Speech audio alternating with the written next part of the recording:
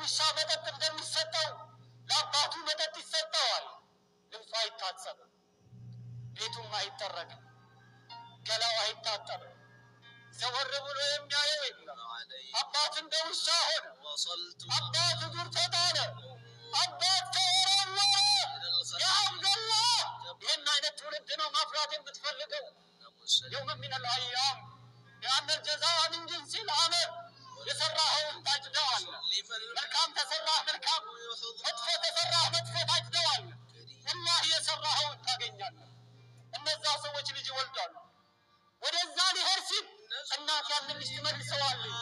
እዛ ቤት እንዳትሄድ፣ ቤቱ ይሸታል፣ ልብሱ ይሸታል፣ ሰውየው ይሸታል፣ ቤቱ አይጠረግ አይዘጋም፣ ትታመምብናለህ እያሉ አባቱን ልጅን ይመልሳል፣ እናቱን ልጅን ይመልሳል።